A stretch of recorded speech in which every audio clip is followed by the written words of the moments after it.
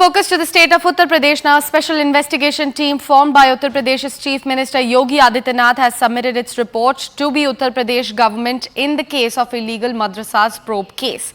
SIT has recommended closing of approximately 13,000 madrasas operating illegally there. Most of these madrasas are situated near the Nepal border, particularly in districts like Maharajganj, Shravasti and Bhairaj.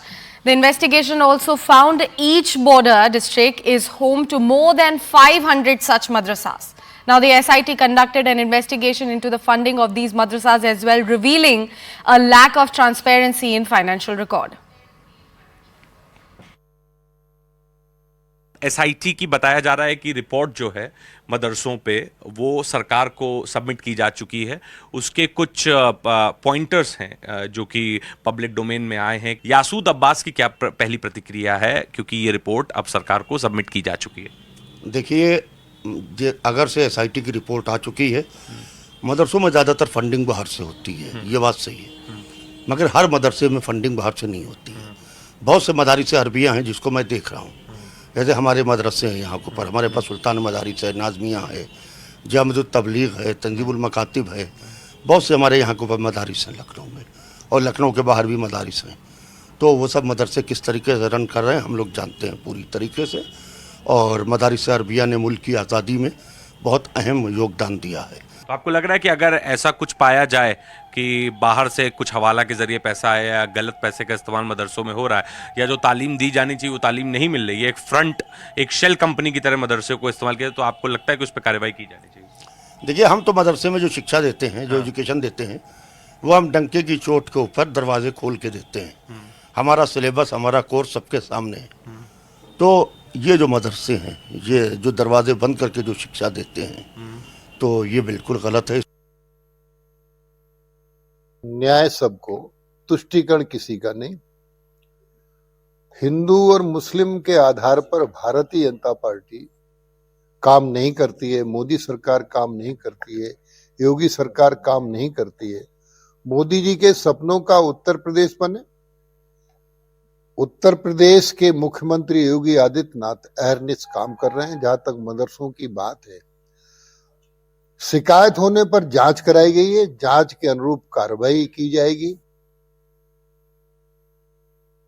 आधुनिक education के teachers रखे थे, उनको 50 महीने की salary नहीं मिली, और जब हमने पार्लियामेंट में इस बात को उठाया तो अब उनकी टीचर्स की नौकरी चली गई, वो टीचर्स अब आगे रखे नहीं जाएंगे।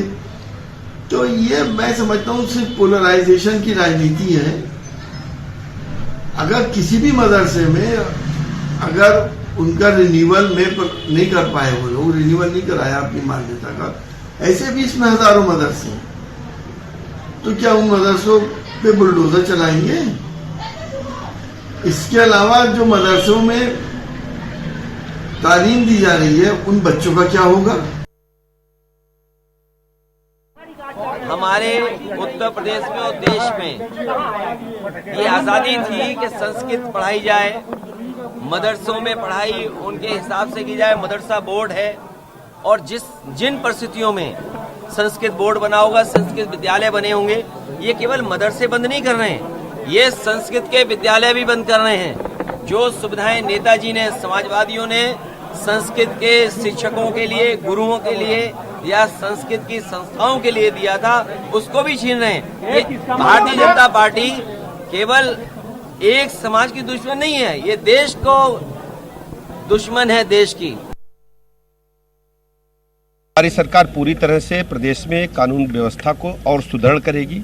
किसी भी स्थिति में हम गैर कानूनी गतिविधियों को प्रदेश में होने नहीं देंगे, और जो भी दोषी होगा उसके खिलाफ कड़ी कार्रवाई होगी। सरकार ने SIT गठन किया था जांच के लिए। 13,000 मदरसे जो है उत्तर प्रदेश में अवैध पाए गए हैं। SIT ने अपनी रिपोर्ट सबमिट कर दी है। हाँ, रिपोर्ट आने के बाद जो भी विधि सम्मत होगा उसके खिलाफ कड़ी कार्रवाई होगी। क्या इलीगल फंडिंग की बात हो रही? 100 करोड़ रुपए अब ये जांच एजेंसियां तय करेंगी, लेकिन हमारी प्रतिबद्धता है कि उत्तर प्रदेश में हम अपराध और भ्रष्टाचार पर जीरो टॉलरेंस की नीति के तहत काम करेंगे। देखिए, कोई भी देश में शिक्षा व्यवस्था को लेकर के कोई सवाल नहीं है, लेकिन शिक्षा की आड़ में अगर कुछ देश के विरुद्ध गतिविधियां होंगी तो जांचा भी जाएगा, और जो दोषी होंगे उनके खिलाफ कार्रवाई भी की जाएगी, और उसी के क्रम में कार्रवाई की स्थिति हो सकती है, हुई हो और आने वाले समय में हम लोग इस दिशा में यह मानते हैं कि जो भी गलत रास्ते अपनाएं वो सब सही रास्ते पे आवे, क्योंकि सही रास्ते में उनको भी कोई समस्या नहीं होगी, प्रदेश और देश को भी कोई समस्या नहीं होगी। ये मदरसे लगभग 30-40 साल पुराने हैं और काफ़ी पुराने मदरसे चल रहे हैं। इनमें 5000 मदरसे मान्यता प्राप्त हैं। तो जब मान्यता दी जाती है, अधिकारी मान्यता देते हैं तो तमाम पेपर चेक करते हैं, मौका मुआयना करते हैं।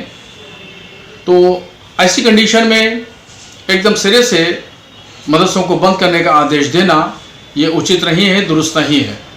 हाँ, जहाँ तक टेरर फंडिंग की बात है तो ये ज़रूर ये चिंताजनक विषय है और इस पर देश की सालियत और एकता और अखंडता पर समझौता नहीं किया जा सकता।